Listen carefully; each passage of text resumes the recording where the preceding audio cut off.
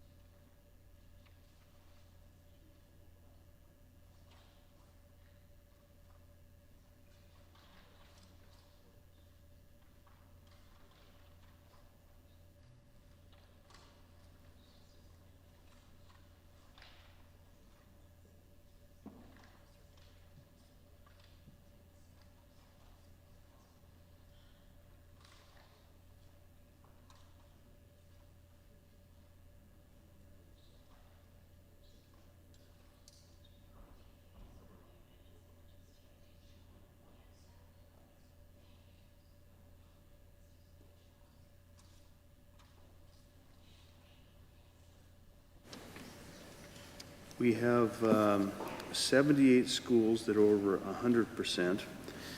There's 12 that are over 120%. 2 of those are being addressed through this year's capital plan. And any school division over 120, save for the 2 that we're addressing with new facilities, over 120 that have asked for portables, we're addressing those with portables.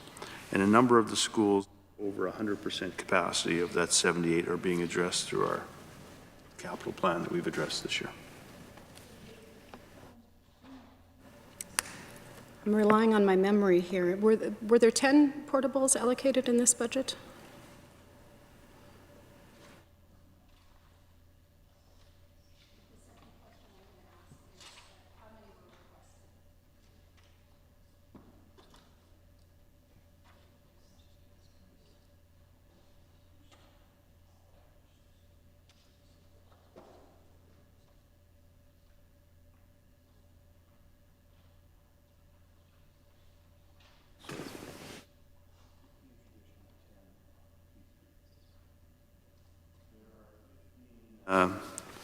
Portables that are being provided through the budget, plus another 10 that are provided as a result of, well, through the P3 schools.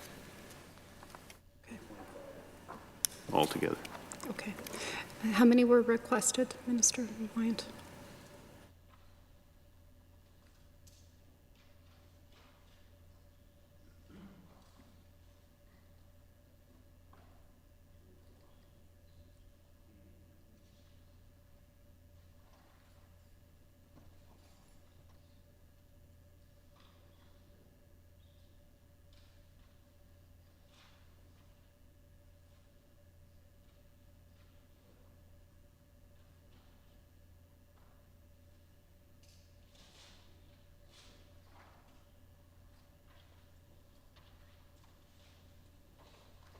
Eight.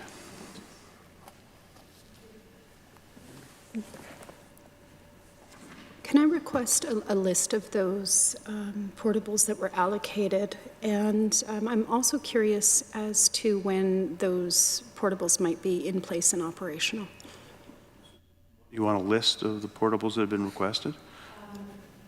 And allocated. Thank you. To get that to you. Thank you. What was your second question? When they are expected to be in place and operational.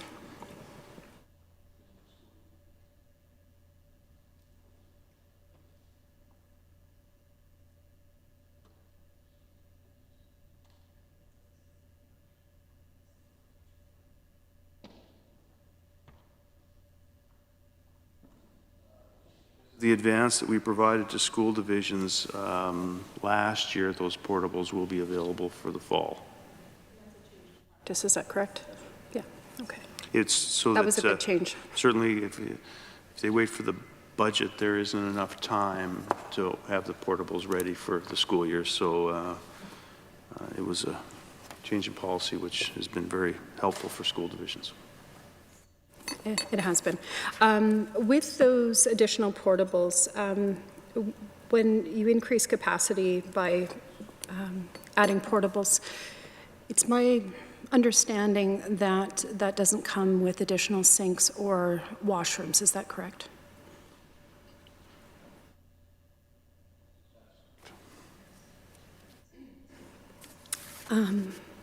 One other piece, before I get back to the guidelines, that I wanted to request an update on, and that is the education sector staffing profile. Do you want me to go line by line for updates, or are you able to table the most recent or projections for the fall? In front of me here is from November. I'm not sure if that's assembled in November.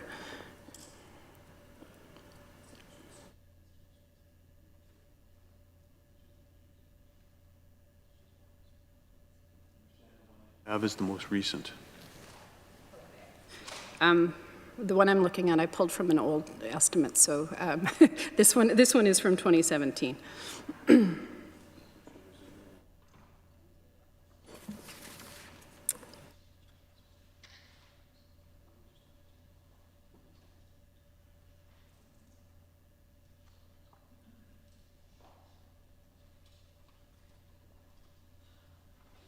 Provide that to you.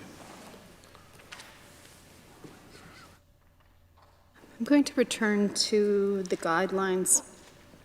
Again, on page 3, about halfway down, still under limiting physical contact. Modifications may be needed for all shared spaces, including boot rooms, hallways, and waiting areas. Looking at visual clues and direction flow plans. I'm wondering if there are any particular challenges that are presented by the open concept schools with regard to the open areas. I know that we have schools, particularly the P3 schools, that have a number of shared spaces, shared water fountains, etc. Can you speak to some of the challenges that you've heard with regard to maintaining physical distancing in those spaces and what modifications might be made? Ask Deputy Minister Curry to answer that, given his consultation and his leadership at the response planning team. Thanks, Minister. So in terms of this, presently our school divisions are spending some time on working on what, if any, modifications would be required. Again, to address the shared spaces, there are visual cues that are being considered, looking into how the traffic flow, as you will have it, will go through certain spaces, what's the existing furniture setup that may or may not need addressing or changing. And so this is the context here is, in your existing space as you know it to be set up, do you need to encounter changes, much like to address whether it be the number of people in that space or the subject area or the activity that's taking place in that space.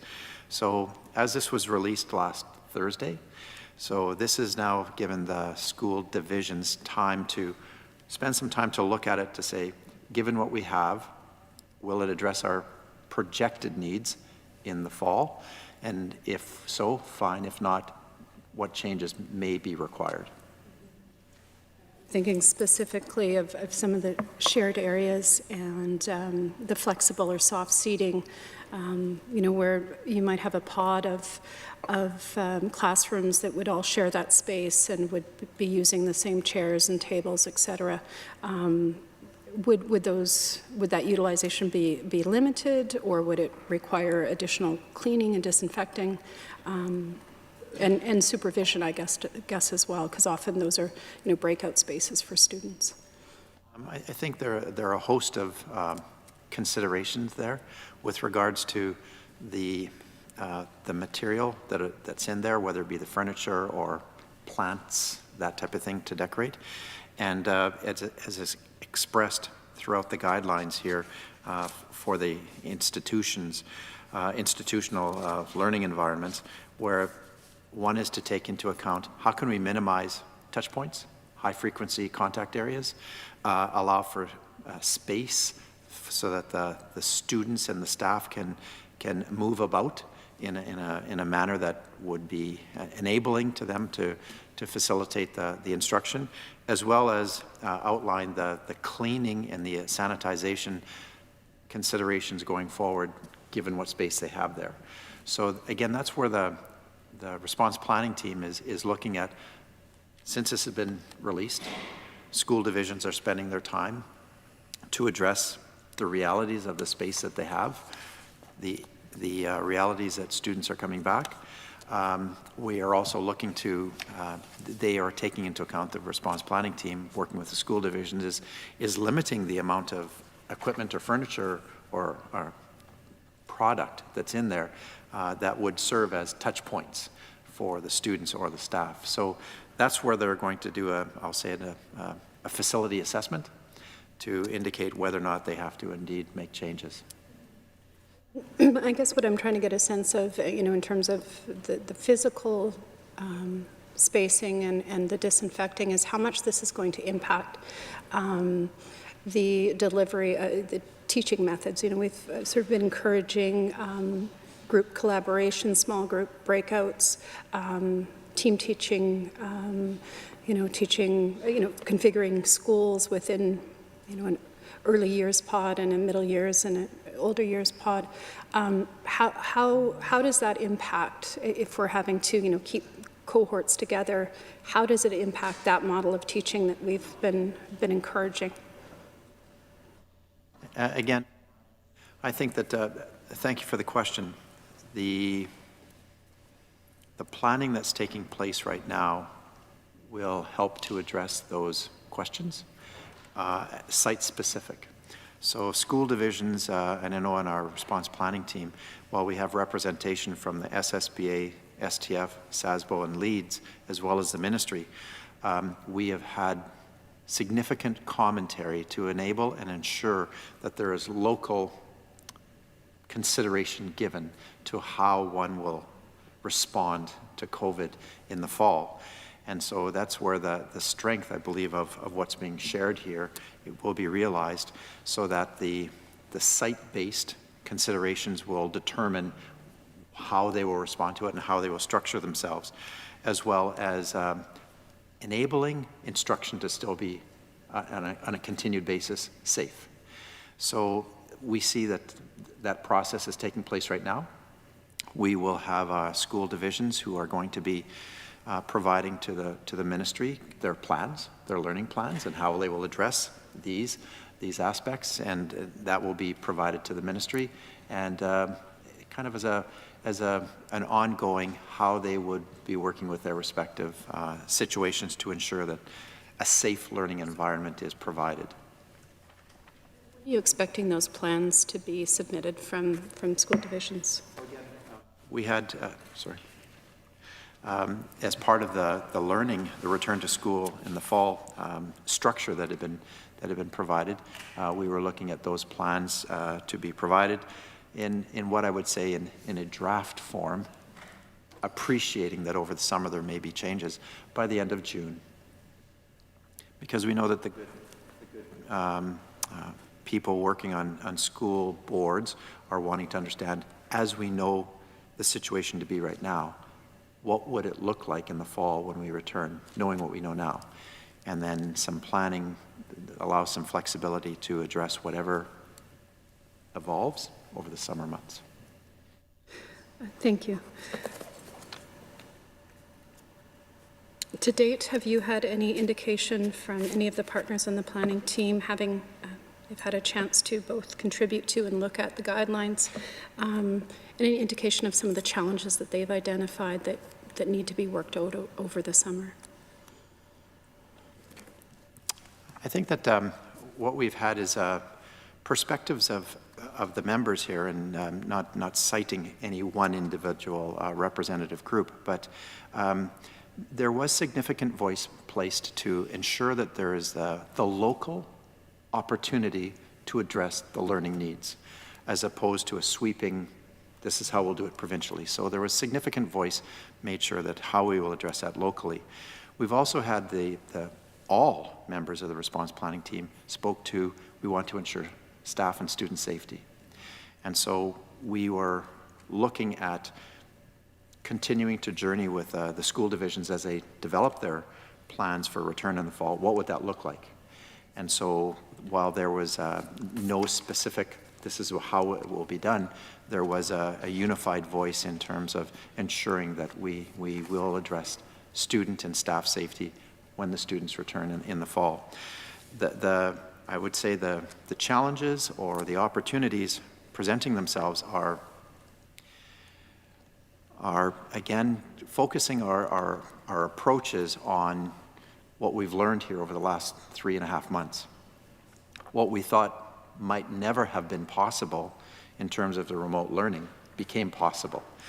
And so I'm heartened by the membership of the response planning team to saying, here might be something. How do we wrap our heads around this and how do we address it? And so again, going back to the school divisions who are spending some time in making sure that they can address this in a way that attends to their local needs, that's one thing. So number one, safety, using the existing structures and facilities that we have in addressing the learning needs that we have of our students, as well as the providing for all students, regardless of where they are in the province. Did you hear any specific concerns with regard to the ability to maintain physical distancing in schools? Was that a concern that was noted? Yes, when it was 2 meters. The concern was how would it be addressed if there was 2 meters distance to be maintained between all people in a building. And that was one such concern. Not not unattainable, but it was considered a challenge. So that's where I think that the school divisions are now working on the reality of planning for 2.5 months from now, when we've minimized the distance between students and staff. How can we make that work? So that was one of those realities of, as the province opens up, as our phases are realized, how can we address that down the road, given that the reopening of Saskatchewan will have taken place leading up 2.5 months from now? So that was one of the realities. And if that were in place, or other aspects of having a sweeping approach from a provincial perspective, rather than the local attending to the unique needs of that local community. A couple of questions stemming from that. The expectations then for limiting physical contact or social distancing, if not based on 2 meters, what are these guidelines based on? Are there still significant noting of maintaining physical distancing and limiting physical contact?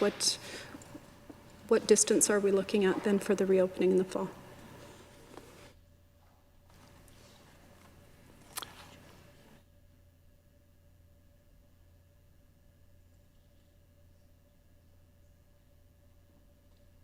You've heard the Chief Medical Health Officer say is kind of use your kind of common sense when it comes to this kind of thing, right? He hasn't, as I mentioned before, dictated that sizes of classrooms need to be adjusted, but that everyone, including not just students and teachers that are attending school, but all of us should exercise some diligence when it comes to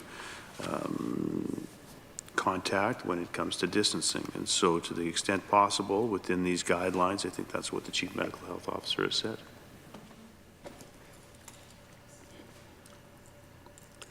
So is there, I mean, I guess, Minister, I'll ask the question, if not 2 meters, what is the distancing requirement that we're talking about for the fall? I don't think pretty clear that the Chief Medical Health Officer hasn't set out a distance. I think he said that we need to be as reasonable as possible given the circumstances, and given the fact that he's acknowledged that children will be in close proximity to each other, that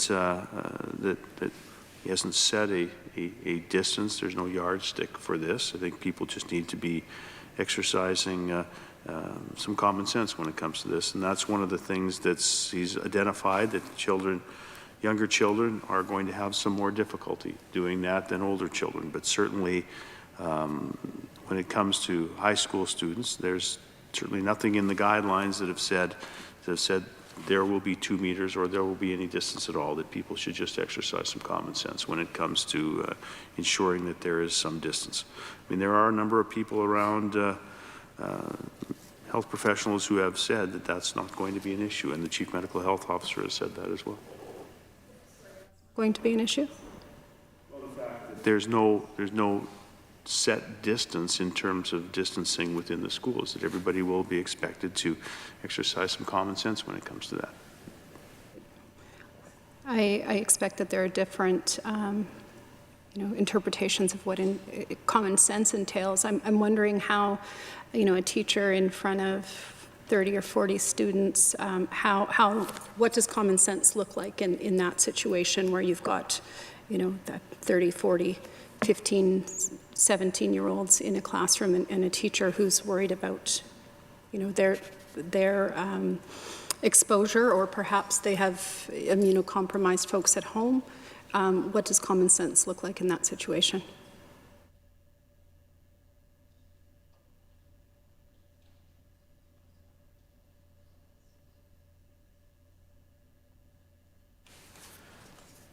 So I think the answer to the question is that there should be social distancing or distancing wherever that's possible. And so I think that's what the guidelines say. That's certainly consistent with what a number of other jurisdictions have said in terms of how classrooms and how schools will be configured in the fall.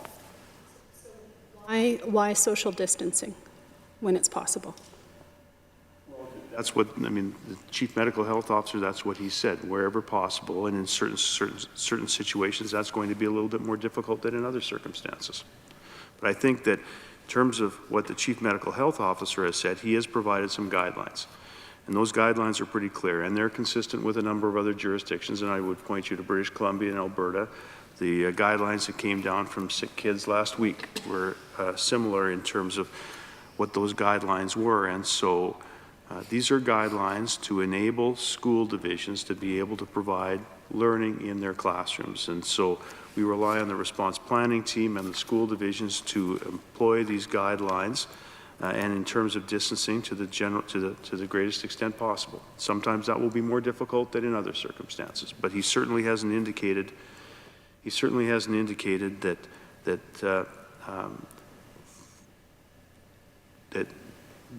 the number of children or people in a classroom is a public health issue for him.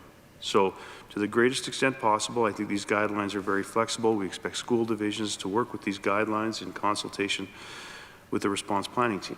But if you're asking me to say, well, it's got to be X number of feet, I'm not going to say that, because the medical health officer has said to the greatest extent possible, we should try to distance ourselves.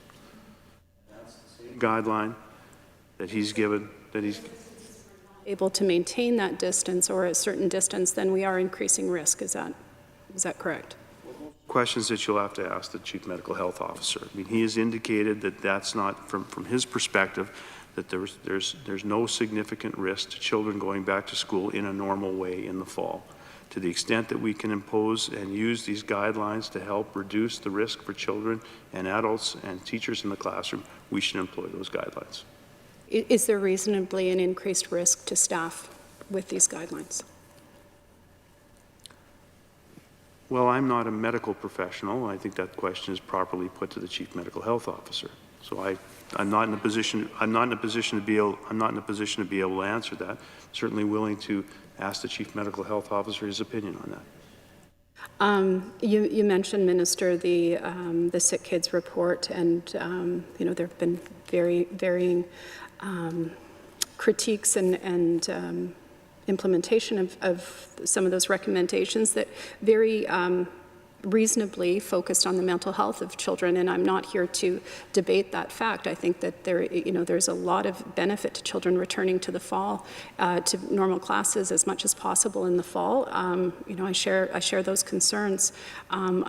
What I'm attempting here is, to bring the concerns forward that I have heard from those who will be moving back into those classrooms in the fall.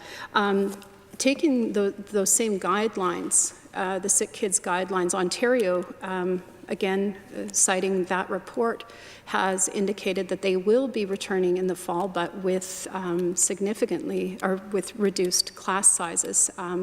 Again, to cover the same territory, Alberta has indicated an option for lower class sizes, as has BC. I'm going to ask one more time. Was there consideration, or if not, why not, of reducing class sizes?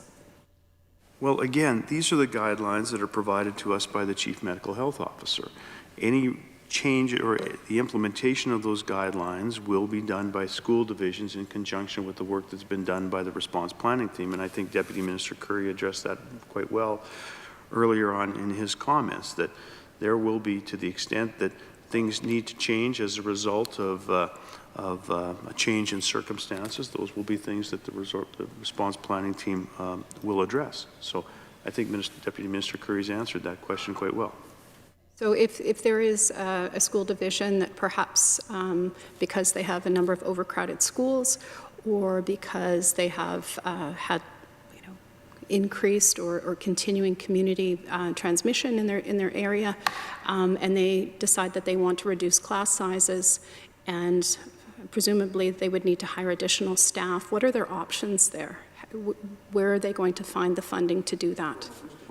First of all, we will continue to take our advice from the Chief Medical Health Officer, and I think that he's addressed these points in terms of how localized increase in infection rates will be dealt with. But again, resource planning team will be planning for those contingencies, and I've said on a number of occasions, given the fact that school divisions has saved significant money over the last number of months, given the fact that the government has a significant contingency fund to deal with COVID-19, the implications of COVID-19 across executive government. I think that what I've said is that nothing associated with COVID-19, and I said this publicly, is going to affect our ability to deliver equitable education to children across Saskatchewan.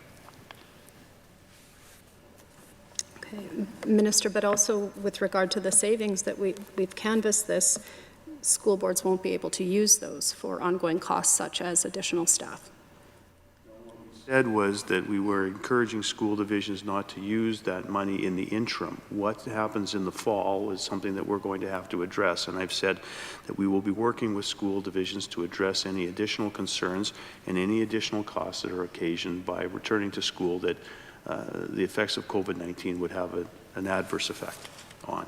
We'll certainly work with school divisions. Again, our primary concern is to ensure that students and teachers in classrooms, other professionals and adults in classrooms and schools are as safe as possible, having regard to the guidelines.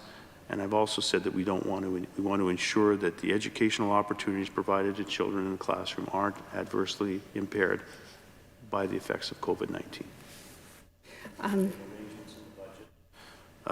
To accommodate that. Minister, you mentioned equitable education and delivery of equitable education. I'm going to flip to the last bullet, or second last, sorry. Well, it's top of mind. With regard to students with intensive needs, before I get into the particular guidelines here, you know, just establishing, I think this is something that we can all agree on. The experience that students will have had over the last number of months will have varied greatly from family to family, child to child, based on their needs, their ability to engage with technology, or whether they had a parent at home or how engaged that parent is, what else was going on in their home. So reasonably, I know that even in a typical year, and we can all agree this is not one of those, you have a summer slide, or you have those students for whom the gap grows between their learning and that of their peers. Given all of that, are there additional resources allocated to help with that additional assessment that is going to be required in the fall? I mean, you're going to have students at all different levels, even more than usual. Is that allocated in this budget, and who's going to be doing the additional assessments?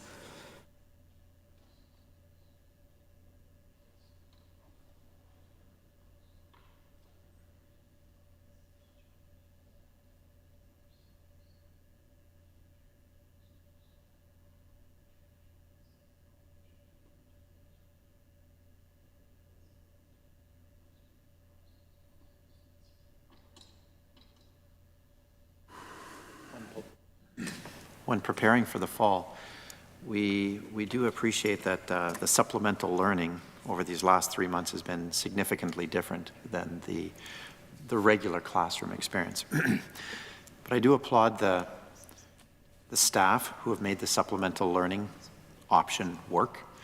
I do applaud as the minister stated earlier, in April we had about 85% student engagement who chose to continue working on that. The lessons learned workshop that we just had just over a week ago spoke to some of the successes and some of the challenges that were experienced. When we move into the fall, we find that all 180,000 students in our province are in the same situation in terms of supplemental learning was part of their learning structure as of in March. That everybody was thrust into this new environment, as it were. So when we're addressing the fall, there will be opportunities for staff members to work with their individual students to understand where they are on their learning journey. So classroom teachers will be in the best position to help work with the students, to help them understand, help the teachers understand where in fact they are, and address the learning structure for them based on where they are. And that's similar to any other day or year in a school calendar. When we have students transition, transfer, or start a school year, we have these teacher assessments take place to find out where, in fact, the students are in their learning journey, and then they construct a learning environment for them to address their needs, take them where they are, move them to where they can be in the time that they have them there. So there will be, one can anticipate that there will be more focus on that assessment in the fall, where in fact the students are, how do they respond to where those students are. And it's, as I was sharing with the minister just a few days ago, is teachers in a regular, what I would call a regular school year, do ongoing assessments of students on a regular basis. So I would see the same taking place there. And as situations present themselves for need or benefit or instructional practices, that the people within our respective school divisions would be